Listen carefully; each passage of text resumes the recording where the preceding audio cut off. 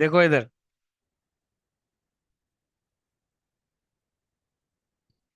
एक कहानी समझते हैं, बड़ी मजेदार है। Story is based on some characters, ABC। तीन पार्टनर थे, उनकी फर्म का नाम है ABC electronics.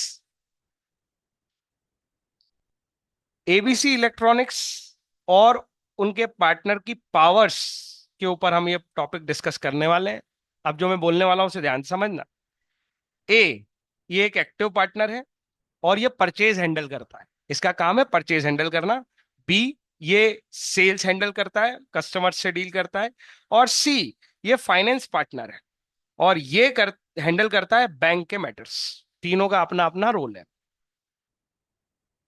XYZ, third parties, customer, supplier, इस तरह की चीजें हमें मिल सकती हैं। ABC electronics partnership firm selling laptop, charger, electronic accessories. तो काम क्या है अपना, समझ गए ना? तो सब इलेक्ट्रॉनिक आइटम बेचने का काम है, गड़ा इलेक्ट्रॉनिक जैसा मामला है। Use the same visual style for the prompt. अब देखो, ये मैंने इसके लिए एक ही जैसा प्रॉम्प्ट सारे दे दिए थे इसको, और मैंने इसको तुम ये यूज कर सकते हो, तुम्हारे लिए बनाया मैंने। आगे खुद के लिए कोई भी टॉपिक अगर कठिन लग रहा हो ना, तो ये तुम्हारी हेल्प के लिए छोड़ रखे हैं मैंने कि इसको ही यूज कर और इस तरह का प्रॉम्प्ट दे दो उससे कि मेरे को एक जैसा सारा चाहिए। अभी देखो उसका जादू क्या होता है। सेक्शन 18, यहीं से चालू होगी कहानी और 24 तक जाएगी। 5 और 6 में भी कुछ बातें, चलो देखते हैं। सबसे पहले तो ये फोटो देखो जरा, ये तीनों बढ़िया पार्टनर्स हैं। सप्लायर एक्स, ये भाई साहब जो है ना, ये सप्लायर है। ए, इसी का काम था बाय करने का, बाइंग लैपटॉप स्टॉक। अरे सामान खरीदने गया है ए। ओ टाइम पास लोगों, यहां पे ध्यान देना, हर चीज जरूरी है वहां पे। यहां पे क्या लिखा है? खुद के लिए नहीं खरीद रहा है, साफ लैंग्वेज में लिखा है कि मैं किसके लिए खरीद रहा हूं, फर्म के लिए। आया, समझ आया? अभी प्रोविजन आएगा। वी वेर नॉट प्रेजेंट, ये दोनों शॉक हो गए। हम हमें बिना ले जाए तू सामान खरीद लाया। तो देखो लीगल एडवाइजर क्या बोल रहा है। A partner is an agent of the firm of for business purpose as business act. अगर उसने बिजनेस रिलेटेड एक्ट किया है, कैन बाइंड द फर्म। उसने कुछ और तो नहीं खरीदा, लैपटॉप खरीदे। देखो इस डायग्राम में दिख रहे थे ना, क्या खरीदने गया है वो? लैपटॉप। फर्म के बिहाफ पे खरीदा, यस, वही खरीदा जो फर्म खरीदती है, जिसको बेचना है। He can bind the firm. Section 18 की लैंग्वेज देखो क्या लिखी है। Concept, a partner is the agent of the firm for the purpose of business, firm's business, for the purpose of firm's business. Laptop ही खरीदा था उसने। So if A act for ABC electronic in normal business, A act कर रहा है for the firm in the normal business, the firm and other partner may be bound. कोई doubt? अब देखो जरा,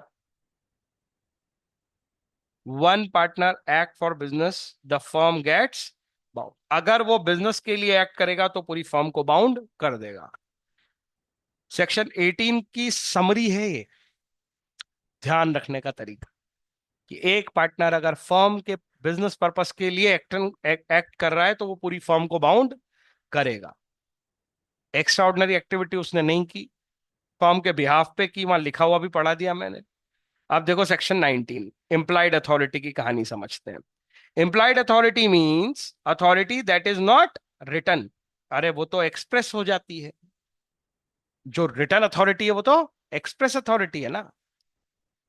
but naturally exist because of the act is usually for the type of business. तो implied मतलब वो जो return तो नहीं है, लेकिन but naturally exist for the business. देखो कहानी समझो। एबीसी इलेक्ट्रॉनिक में मोबाइल एसेसरी, स्पीकर, ईयरफोन, ये हमारे बोर्ड पे लिखा हुआ है। ABC electronic needs new phone chargers. ये बैठे बैठे किसको समझ में आ रहा है? एक पार्टनर को जिसको बेचने का काम है, सेल वाला। फोन चार्जर लो स्टॉक, उसने लिख रखा है बाहर। ठीक है। ए, ये तो खरीदने वाला पार्टनर है। Orders 500 chargers. कितने दिए उसने? 500 चार्जर का। हाँ, from the supplier x in the firm name. ABC electronic partnership firm, ये इसका डिटेल लिखिए, और सप्लायर एक्स को उसने एक परचेज ऑर्डर बना दिया। कोई डाउट है तो बताओ। अकेले ए ने साइन कर दिया पार्टनर बोल के।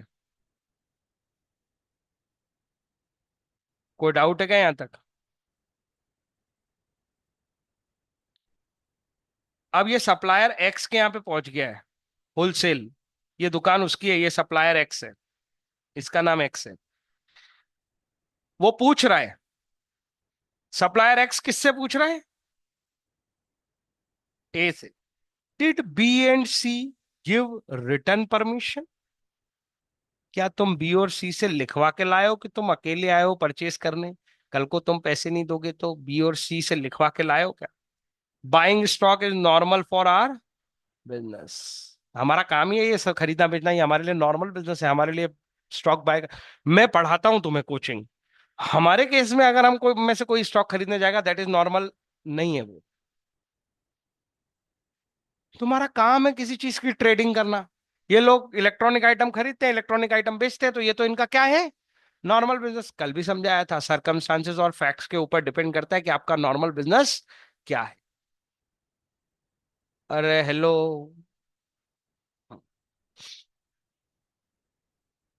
हमारे केस में क्या है, फोटोकॉपी की दुकान पे अगर हम में से कोई भी गया तो वो हमारा नॉर्मल बिजनेस है। नोट्स के लिए, इसके लिए, उसके लिए। तुम समझ गए ना, हर बिजनेस का अलग अलग टाइप होता है normal business. An act done in the usual way for the kind of business carried on by the firm binds the business. उसी तरह का है, यूजुअल वे है, और फर्म के नाम पे किया है, तो कौन सी अथॉरिटी चलेगी? Employed authority. कोई डाउट है तो बताओ। सर यहाँ तो ए अकेले पार्टनर का साइन है। अरे भैया, ये फर्म का परचेज ऑर्डर है। मैंने बताया था तुम्हें, फर्म का नाम ना लिखा हो तो भी चलेगा अगर तुम्हारी इंटेंशन क्लियर है तो। अरे कल बताया था ना ये। ठीक है। Usual business act normal business है, इसको नॉर्मल भी बोल सकते हो। इंप्लाइड अथॉरिटी में आता है पार्टनर की। कोई डाउट?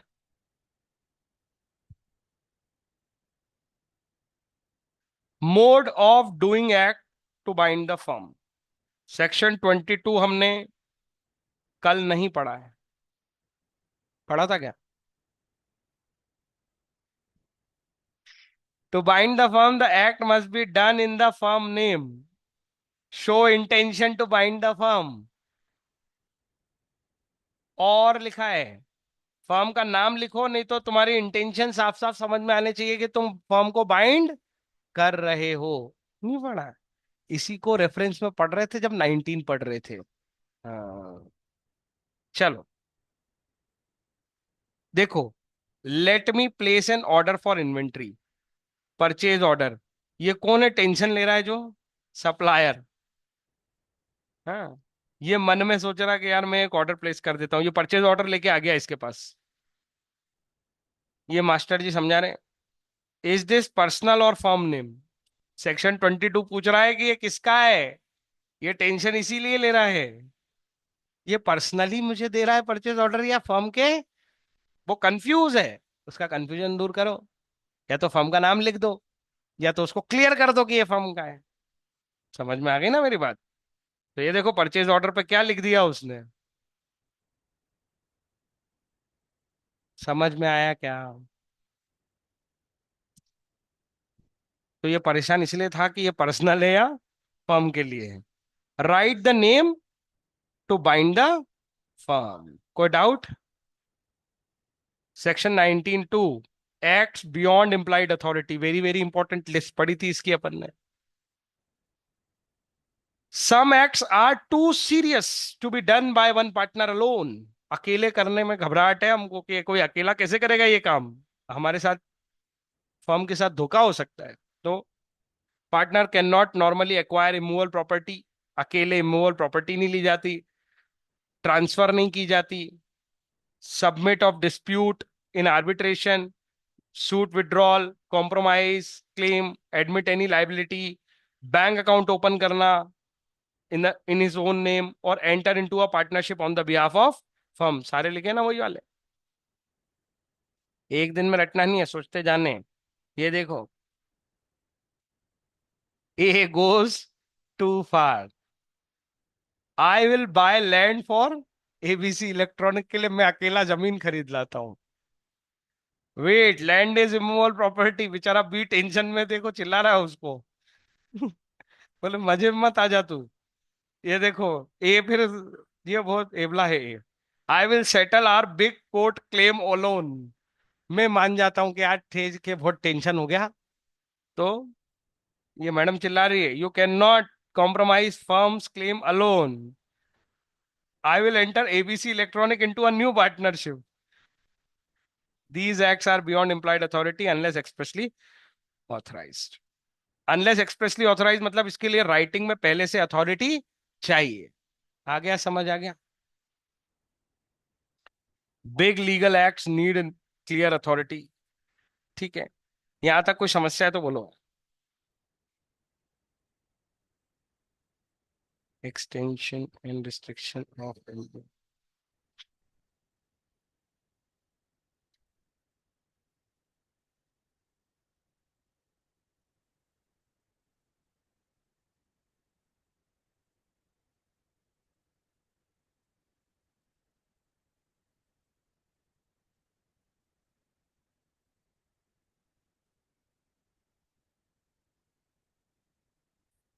देखो,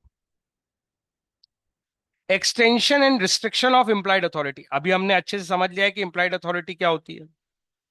अब जरा हम इसके एक्सटेंशन और रिस्ट्रिक्शन की बात करें। एक्सटेंशन मतलब नॉर्मली इम्प्लाइड अथॉरिटी में कौन सी चीजें नहीं आती हमें पता है ना, और कौन सी आती है ये भी पता है। जो नॉर्मल बिजनेस होते हैं वो आते हैं। कोई एक्स्ट्रा ऑर्डनरी एक्ट करने जाओगे तो वो इम्प्लाइड अथॉरिटी में नहीं आएगा। और एक नेगेटिव लिस्ट तो है ही,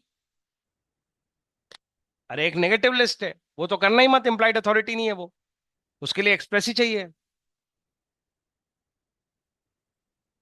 partner can restrict a partners authority internally.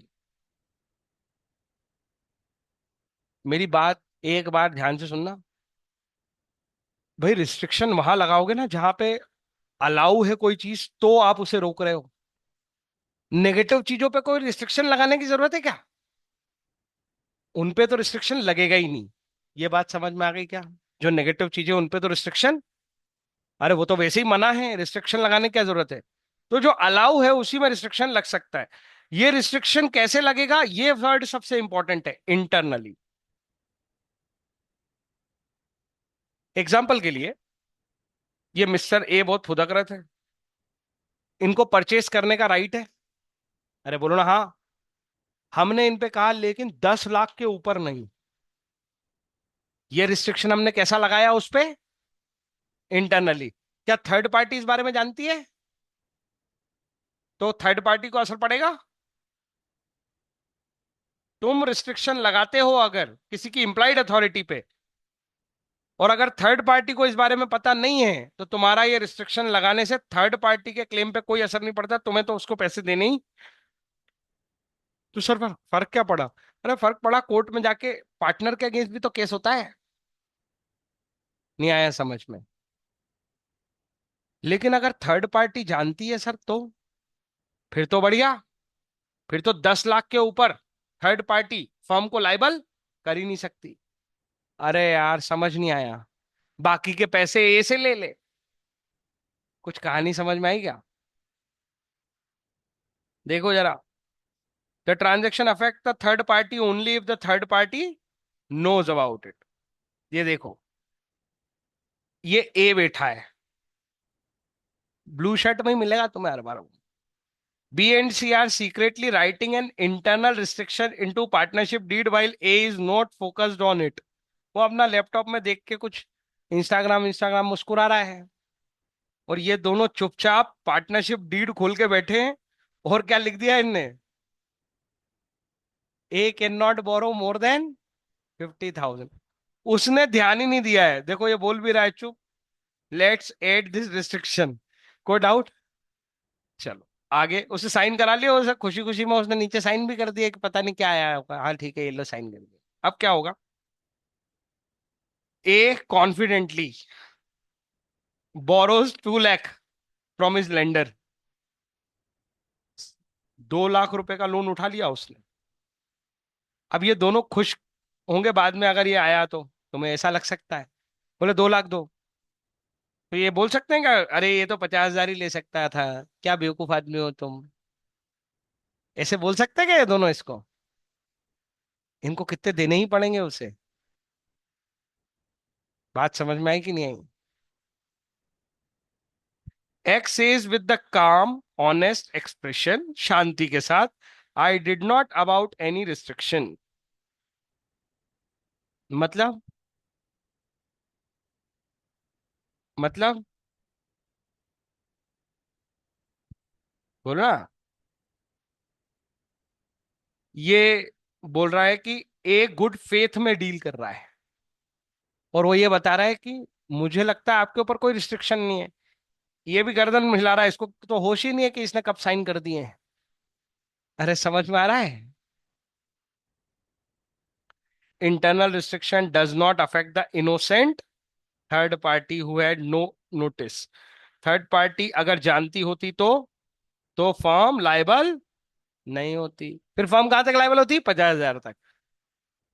बाकी बाकी वो थर्ड पार्टी जाने और वो पार्टनर जाने। लेकिन अभी फर्म कहां तक लाइबल होगी? पूरे 2 लाख। कोई डाउट? सर तो फायदा क्या होगा वो बाकी के पार्टनर्स को, ये इनको कुछ नहीं है, कोर्ट ले जाकर परेशान कर सकते हैं इसको, बोले देखो इसने साइन किए थे, ये फिर अब इसकी अथॉरिटी इसने एक्सीड करी, इसको रफा दफा करा दो हमारी फर्म से। समझ में आई बात? Third party did not know the, अरे लो, हाँ डिड नॉट नो, फर्म क्या होगी? लाइबल। और थर्ड पार्टी नो, फर्म में नॉट बी लाइबल। कोई डाउट है तो बोलो। हेलो। ये राय देने वाला हमेशा बिजनेस लॉ की किताब लेके आएगा। समझ में आए क्या? हाँ। अच्छा हाँ, तो कुछ ना कुछ लॉ की किताब ले आएगा यार, ठीक है उतना ही बहुत है जितना कर दिया उसने। हाँ। Partners authority in emergency. अगर तुम्हें लगे कि अब रुकना है तो मैं रुक जाऊंगा, है तो आपस में बातें करने की बजाय यहाँ पे ध्यान दो। In an emergency a partner may take reasonable step to, अभी हमने रिस्ट्रिक्शन की बात की थी, इंप्लाइड अथॉरिटी पर रिस्ट्रिक्शन लगाया था, अब हम एक्सटेंशन की बात कर रहे हैं। A partner may take reasonable step, हर वर्ड इंपॉर्टेंट है। रीजनेबल, कुछ भी नहीं चलेगा, रीजनेबल होना चाहिए। रीजनेबल मतलब क्या होता है? रीजनेबल मतलब रीजनेबल, बोलो जल्दी।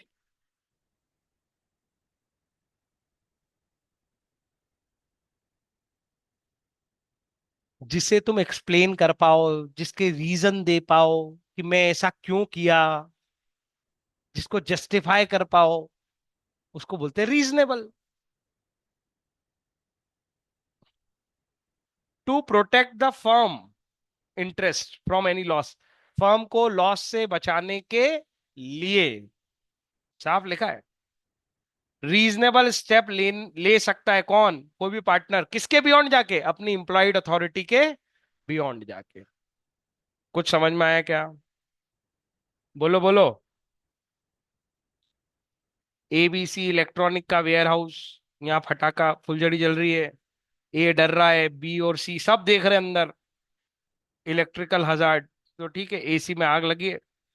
Act now, protect the firm from loss. Hello, send a truck immediately to ABC electronic warehouse, we need to shift laptop stock a safe warehouse, yes we are right away. आगे से आवाज आ गई। Decisive action, बाकी तो डर रहे थे, B ने क्या ले ली? डिसाइसिव एक्शन की, सामान को हम दूसरे गोडाउन में पहुंचा देते हैं, किसी और के गोडाउन में पहुंचा देते कोई डाउट? उसका काम क्यों किया उसने ये सब? गुड्स प्रोटेक्ट हो, लॉस प्रिवेंट हो जाए, और फर्म के बिहाफ पे एक्ट किया उसने, अपने लिए नहीं किया। गुड्स सेफली रिमूव हो गए, वगैरह वगैरह। अब देखो, ये तीनों झगड़ रहे हैं। ए और सी की शक्ल देखो जरा, दोनों डांट रहे बी को, बेचारा बी कैसे देख रहा है उनको। एक तो मैं इनको बचाऊं, ऊपर से मेरे से पूछ रहे हैं, क्या पूछ रहे हैं? Who authorize this expense? बोले ट्रक के पैसे कौन देगा? तीनों बहुत झगड़ालू है। समझ में आया क्या? तो business law section 21, in emergency a partner can do prudent acts, समझदारी के काम, रीजनेबल काम, to protect the firm from loss. Such an act bind the firm. तो उसके पैसे कौन देगा? ऑब्वियसली कौन देगा? फर्म देगी। कोई डाउट है तो बोलो। क्या क्या जरूरी है? सिचुएशन इमरजेंसी होनी चाहिए, ऐसे ही नहीं। बी ने ऐसी फोकट ही एक ट्रक मंगा के सामान उठा के भेज दिया तो फिर बी लाइबल है। हाँ, प्रूडेंट एक्ट होना चाहिए, उसके रीजनेबल, वो रीजन देगा ना, आग लग रही थी भैया, जल जाता तो। Protect the firm from loss, will bind the firm. काम किसमें हुआ है? गुड फेथ, कोई मेलाफाइड इंटेंशन नहीं थी। पता गुड फेथ दो वर्ड से चलता है, विथ बोना फाइड इंटेंशन, या ऐसे बोल सकते हैं, विदाउट एनी मेलाफाइड इंटेंशन। कोई डाउट है, कोई दिक्कत है, कुछ पूछना चाहते हो तो बोलो।